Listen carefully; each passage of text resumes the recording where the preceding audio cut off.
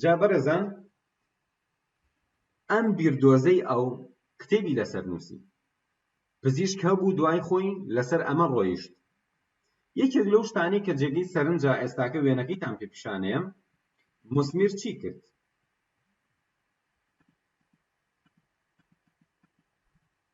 ئەمە دکتۆر ئانتوان موسمێرە.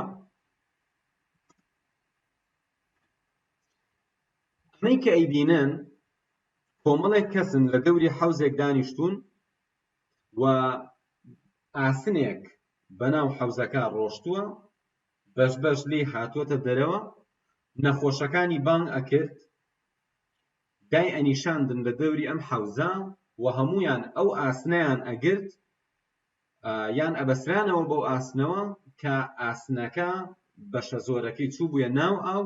باوەڕی وا بوو بەم شێوازە موگناتیسی جانەوەری هی هەموو مرۆڤەکان هاوبەشە بێ و هێزێکی گەورە دروستەکە. جا لێرە موسمیر حاڵەتێکی بینی، ئەویش ئەوە بوو هیوا هەبوو وەکو لە هۆش خۆچوونی بەسەرا ئەهات، واتە وەکووا بوو لە هۆش خۆی بچێت. هیوا هەبوو حاڵەتی فێی لێ ئەهات، هیوا هەبوو حاڵەتی ئاگاییەکەی ئەگۆڕا. موسمیر تەنها تەفسیرێک بۆ ئەم حاڵەتە هەیبوو ئەوە بوو کە ئەمە موگناتیسێکی جانەوەریە، ئەمە موگناتیسێکی زیندووە. جا ئەمە وای کرد کە زاناکانی ئەو کاتە، پزیشکەکانی ئەو کاتە باوەڕ بەشتی وا نەکەن، چونکە ئەوانیش ناقیان نەبوو ئەم شتە هیچ تەفسیرێکی زانستی هەڵناگرت. تەنها ئەوە بوو موسمیر نەخۆشی پێچاکە کردەوە و کۆمەڵێ نەخۆشیش چاک ئەبوونەوە. ئەم نەخۆشانە کە چاگە بوون دیارە بانگەشیان بوو ئەوە کرد کە موسمیر دکتۆرێکی زۆر موهیمە، طریقەیەکی دۆزیوەتەوە، پێ ئەوترێ ماگنەتیزم بە موغناتیس، بەهێزی موغناتیسی نەخۆشیەکەی تۆ دەرئەکا. ئیتر زۆر کەس ئەڕۆشت ئازارەکەی نە ئەمە یان هەندێک کەس چاکە بوونەوە. جا بەڕێزان لێرەوە لە زۆر شتی کە تێگەین. ئێمە ئەزانین ئێستاکەش کەسانێک هەن باز لە ئەوە ئەکەن کە دوعایەکە بەسەرا ئەخوێنن یان چارەسەر دەکەن، هەنێک لەمانە چاکە بنەوە. یان بۆ نمونە شێخێک هەیە خەڵکانێک ئەچنە سەری، یان ئەمە شتێک نییە تایبەت بێ بە گیانی ئیسلامی، لە زۆربەی وڵاتانی دنیا و لە زۆربەی کولتورەکانە هەیە، لەناو مەسیحیەکانە هەیە، لەناو هەندۆسەکانە هەیە، تەنانەت ناو بوزیەکان خەڵکانێکن ئەمە کاریانە چارەسەری خەڵکەکەن. ئەگەر بڵێ نەخێر کەس چارەسەر ناکەن هەڵەیە، چونکە هەیە چاکە بێتەوە. بەڵام کێشەکە ئەوەیە ئەمە پێی نابوترێ بابەتی زانستی. بۆ؟ چونکە گرنگ هەر نەتیجەکە نییە، ئەبێت تۆ لە ڕووی زانستیەوە تەفسیرێکت هەبێ بۆم حاڵەتە. بۆیە موسمیر ڕووبەڕووی حاڵەتێکی زۆر ناخۆش بوویەوە، لە ڕۆژنامەکانە هێرشی زۆری کرایە سەر و بەڕاستی لە زمانی خۆیە زۆر خراپی پێکرا لە کاتێکا کە موسمیر پزیشکێکی شارەزا بوو، هەر بەبێ هیپنۆتیزم خۆی دکتۆرێکی شارەزا بوو بە پێی شارەزایی ئەو سەردەمە. جا بەڕێزان لێرەوە زۆر شتی ئەگەین کە زۆر حاڵەت هەیە لە جیهانە کە ئێستا لە کوردستانیش بەکاریان ئەم ڕێگایانە. ئەگەر هیپنۆتیزم بزانی تەفسیرە عیلمیەکە بزانی، ئەزانی لەکوێوەم حاڵەتە چاگە بێتەوە. هیوا هەیە بۆ نمونە بەردێکی گرانبەها ئاکڕێ، بە هەموو باوەڕێەوە ئەم بەردە ئازارەکانی کەمەکاتەوە. ئەگەر پێی بڵێ ئەڵێ لەو ڕۆژەوە بەردەکەم کڕێوە ئازارەکانم کەمە بێتەوە، و ئەم بەردانە بەردی بە نرخ و گرانن، لە کوردستانیشا ئەفرۆشرێن، یعنی خەڵکانەگەن ئەمیشاکەن. بەڵام ئایا ئەمە زانستیە بەردێک ئازارەکە ناهێڵێ؟ بە دڵنیایی هیچ پەیوەندی بە بەردەکەوە نییە.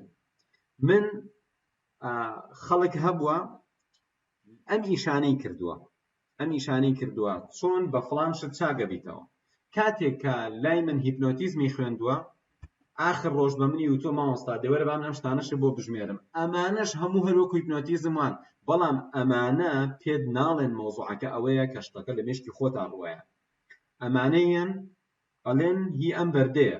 ئەڵێ بۆ نمونە تۆ چۆن بە ئاسانی قەنەعەتەکەی بە کەسێک ئەم بەردە نەخۆشیەکەی چاکاتەوە ئازاریەکەی نایڵێ.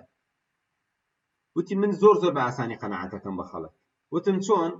وتی بەردەکە ئەهێنم لەسەر جیازی سەتەلایتەکە دایانم، هەر دامنا شەبەکە نامێنێت. ئەڵێم ئەها ئەم بەردە چۆن جیاوازە لە بەردەکانی تر. ئەمە بابەتێکی زانستی فیزیاییە کە ئەم بەردە شەپۆلەکان تێگەیە و گرانی ئەم بەردە لەم ڕەمز و ڕازایە کە خەڵک نازانێت لە ڕووی فیزیاییە و بۆچی ئەم بەردە ئەم کاریگەری هەیە. چاکبوونی خەڵکەکانیش پەیوەندی بەو باوەڕەوە هەیە.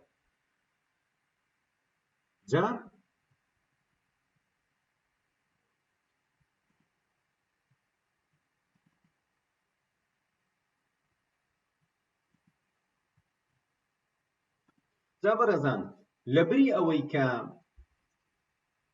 لە ڕووی زانستیەوە بابەتەکەشی بکرێتەوە و تەفسیر بکرێ، هەندێک باوەڕی پێهێنن، هەندێک دژایەتی ئەکەن و زۆر بابەتی تریش ئێستاکە لە دنیا بەم شێوازەیە.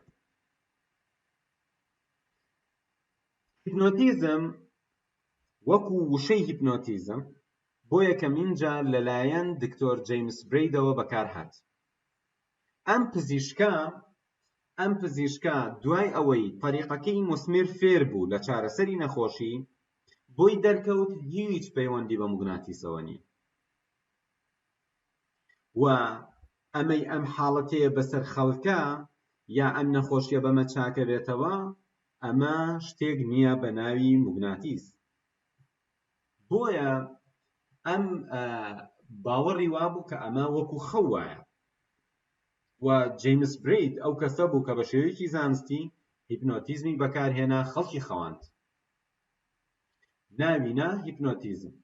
ئێستا ئێمە ئەڵێن هیپنۆتیزم حاڵەتە نەک خەو، بەڵام جەیمس برەید باوەڕی وابوو کە خەوە، بەڵام جەیمس برەید ئەوەشی کرد کە ڕەدی موسمیریایەوە. بەڕێزان ئێستاکەش لە ناو زمان و ئەدەبیاتی جیهانە، بە تایبەت زمانی ئینگلیزی، کاتێک ئەڵێ مەسمەرایز واتە کەسێک هیپنۆتیزم کەیت، واتە خەواندنی موگناتیسی لێ بکەیت بە ناوی موسمر، بە ناوی ئەو کەسەی کە حەوزەکەی دروست کرده بوو موگناتیسی بەکارهێنا بۆ چارەسەری نەخۆشی. جا بەڕێزان زۆربەی زانست هەروە پێشکەوتووە. ئێستاکە زانستی کیمیا بەرهەمی کاری ساحیرەکانە. یەکەم جار ساحیرەکان کیمیایان بەکارهێنا بۆ چاواشەکردنی خەڵک. مادەیان ئەهێنا، دوو مادەی تێکەڵە کرد، ئەیوت ئێستا ئەمە ئاوە، ئەمەش ئاوە، سیرکەنم ئاوە چۆن ڕەنگیە گۆڕ. و ئەوانەی کە ساحیر بوون ئەو قەنەعەتەشیان تەنانەت بۆ خەڵک دروست کرده بوو کە ئەمان ئەتوانن مسەکان بکەن بە ئاڵتون، کە ئەمان ئەتوانن زۆر شت بکەن و ئێستاکەش لە چیرۆکەکان ئەم شتانە هەرماوە. جا بەڕێزان کاتێک کە ساحیرێک کیمیایی بەکارهێناوە، تۆ ئەبێ ئێستاکە بە ئینسافەوە بزانی ئەوەی کیمیا بووە هەر کیمیا بووە، هەرچەنە ساحیرێک بەکاری هێنابێت. واتە ئەوەی کە هیپنۆتیزمی بەکارهێناوە هەرچەنە بە تەفسیرێکی نازانستی بەکاری هێنابێت، یان ئەسڵەن کەسێکی ساحیر و خەڵەتێنەر بوو بێت کە هیپنۆتیزمی بەکارهێناوە، هەر وازحە کە هیپنۆتیزمی بەکارهێناوە. کەواتە ساحیرەکان پەنایان بردووەتە بەر زۆر بابەت کە لە ئەسڵا سیحر نەبوون، زانست بوون، بەڵام بۆ چاواشەکردنی خەڵک. هەروەکو ئەوەی کە دوای ئەوەی کە توانیان بەکارەبا موگناتیس دروستکەن، چەنەها ساحیر فڕوفێڵی کردووە و توێتی وەرن خەڵکی نەسیرکەن، ئەم دیوارە ئەبینن دیوارەکەی بە موگناتیسی کارەبایی دروست کردووە. ئێستا من وەرن ئەم شتانەی پێوە بلکێنن، دنیای پارچە ئاسنوشتی داناوە، هەر کەسی ئاسنەکانی لیاوە هیچ نەکاوە بە دیوارەکە، بەڵام بۆ خۆی چی کردووە و توێتی ئێستا من شتێکی بەسەر ئەخوێنم، ئەم دیوارە پارچە ئاسنەکان ئەگرێتە خۆی، لەولاوە دەستی ناوە بە کارەباکە، پشتی دیوارەکە موگناتیسەکە داگرساوە، سیرەکەن هەرچی ئاسنی پێوە ئەلکێنی بە جوانی ئەلکێ بە دیوارەکە. ئەم کەسە توانیوێتی ئیسپادە لە فیزیا بکە بۆ خەڵک خەڵەتاندن، بۆ چاواشەکردن یا بۆ کات بەسەربردن و خۆشی. بۆیە بەڕێزان زۆر ئاساییە ئەگەر کەسێک هیپنۆتیزمی بەکارهێنابێ بۆ مەبەستی تر، ئەمە ناکاتە ئەوەی کە هیپنۆتیزم ماڵی ئەو بێت. جا ئەم کەسە دکتۆرێ بێ بە تەفسیرێکی غەڵەت، یان ساحیرێ بێ، یان هەر کەسێکی کە بێت.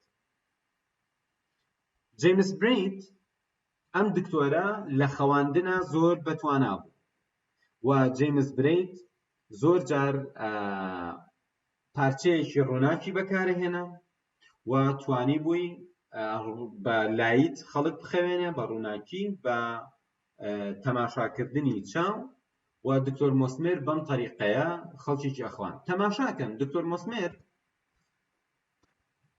بڵێم دکتۆر جێمس بریت ساڵی 1860 مردووە بەڕێزان، واتە لە پێش 1860ەوە وشەی خەواندنی موگناتیسی بەسەر چووە، بەڵام بەداخەوە لە کوردستان لە وڵاتانی عەرەبی تا ئێستاکەش وترێ خەواندنی موگناتیسی. بۆیە هەندێکتان بەردەوام گومانتان هەبوو ئەرێ باشە ئەم هیپنۆتیزمە فەرقی چییە لەگەڵ خەواندنی موگناتیسی؟ بەڕێزان خەواندنی موگناتیسی ئەو مێژوەیە، ئەو شتێک ئێستا باسم کرد، شتێکی کۆنە بەسەر چووە. واتە لە 1860ەوە لە دوای دکتۆر جێمس بریت خەڵک ناڵێ ماگنەتیزم، خەڵک ناڵێ خەواندنی موگناتیسی، ئەڵێ هیپنۆتیزم یان ئەڵێ خەواندنی دروستکراوە. ئەم پیاوە واتە دکتۆر جێمس بریت پێی ئەوترێ father of hypnosis، واتە باوکی هیپنۆتیزم. بەڵێ ئێستاکە کاک سەدیق بێزەحمەت مامۆستاگیان وەڵا پرسیارێکم هەبوو. فەرموو. مامۆستاگیان تیسی دەستەواژەیەکی هەڵەبێت ئایا بەڕای بەڕێزت یاخود وەکو واقعەکە چ دەستەواژەیەک لە زمانی کوردیە بۆ هیپنۆتیزم باشە؟